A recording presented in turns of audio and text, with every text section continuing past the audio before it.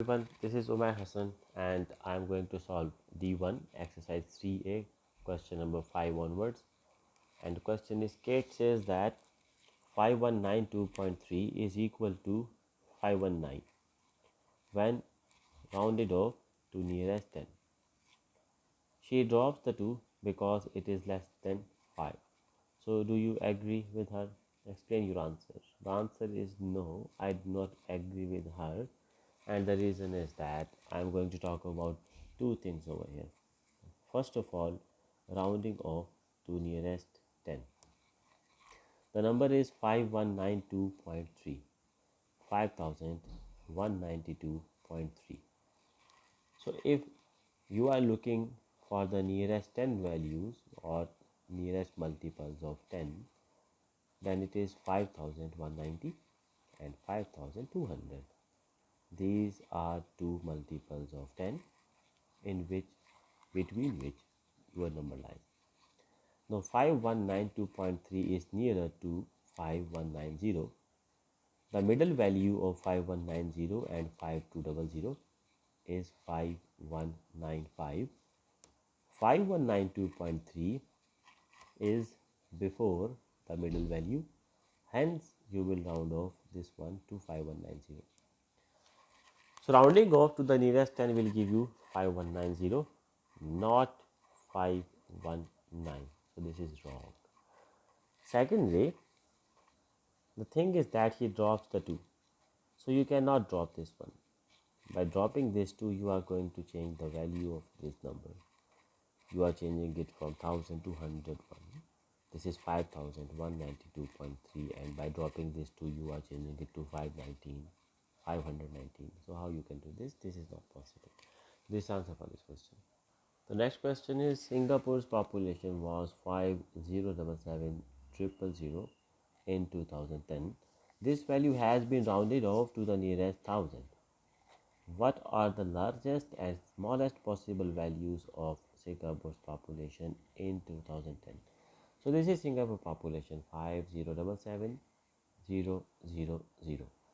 No, I'm taking this number 77,000. Now, if you have the value 76,500 and I ask you to round off this value to nearest thousand, then you are going to round it off to 77,000. The reason is that 76,500 is basically between 76,000 and 77,000. However, this is the middle value. 76,500 is the middle one of 76,000 and 77,000. So the middle value is basically rounded off to next thousand. So the smallest possible value will be 5076,500, because if I will further reduce this number, this will be rounded off to 76,000. So this is the smallest possible value which will be rounded off to the next thousand. What will be the largest value? So if it is 77,499, that is just before 77,500. 77,499, I am not counting these two right now, just to explain it in a better way. 5077,499. Now this number is just before the mid value. This one is the mid value of 77,000 and 78,000. If your number is at the middle value, then you are going to round it off to next thousand. And if your number is just before the middle value, that is 77,500 is the middle value, and if it is 77,499, just before this one, it is going to round off to the previous one, that is this one.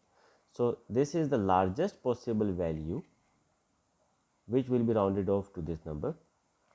If you have a value even one more than this one more means 499 will be increased by 1, it will become 500, so you have to round it up to 78,000 then. So the largest one is this one and smallest one is this one, population for Singapore. Question number 7 is, Farhan says that 26.97 is equal to 27 when rounded off to one decimal place, because he thinks that 27.0 is the same as 27. Do you agree with him? Explain your answer. No, I do not agree with him. The reason is that when you will round off 26.97 to one decimal place, that means you have to restrict your answer up to this one, this number. This is at first decimal place. This number is 7. This is greater than 5. And if your number is greater than 5, then you increase this one by 1. So 9 will be increased by 1. So when this will be increased by 1, it will become 20. It will become 10. When this will become 10, 1 will be shifted over here.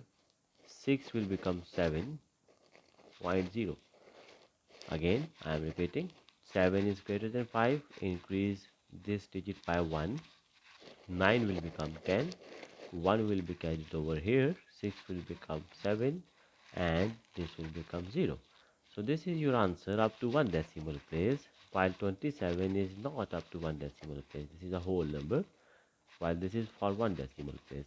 So Farhan is not right. So keep watching. Thank you so much.